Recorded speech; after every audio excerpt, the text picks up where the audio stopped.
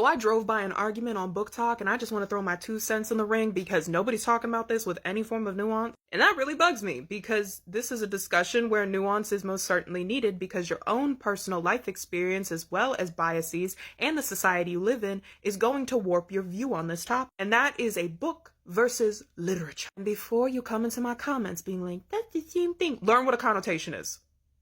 You have TikTok, that means you got the internet. That means you got Google. Look up connotation. You know damn well if someone says, read this literature, it hits different from read this book, okay?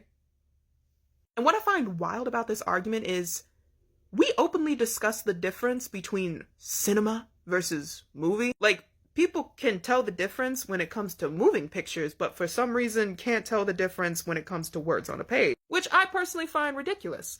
However, I will say what one person considers literature, another one may consider a book, and vice versa. Like for me, the Harry Potter series is just books.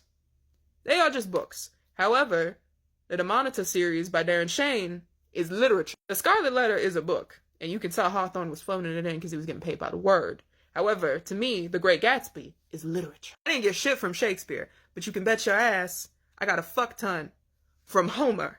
And especially The Odyssey. Much like with movies. To me, The Conjuring is a movie, but The Witch is cinema. Cats is a movie. Repo the Genetic Opera is cinema. But all of those opinions I have are personal. And while, yes, there may be a public consensus, that does not mean that that public consensus cannot morph and shift and change over time. We've had countless examples of books, movies, shows, and music that were once frowned upon in their day that are now looked on with reverence, and vice versa. So it feels ridiculous to me to bring up this argument and then try to make a hard rule when there is no hard rule. It is 100% individualistic. And while yes, the popular zeitgeist may lean one way, that lean can change on a dime. Like there was this movie called Contagion that I remember seeing back in the day in a drive-in theater. At the time, I just kind of thought it was ridiculous, but now post-COVID, I re-examined that movie in a completely different light. I don't think we can distinguish a book from literature solely based on a timeline. It should be purely based on how that piece of media personally affected you.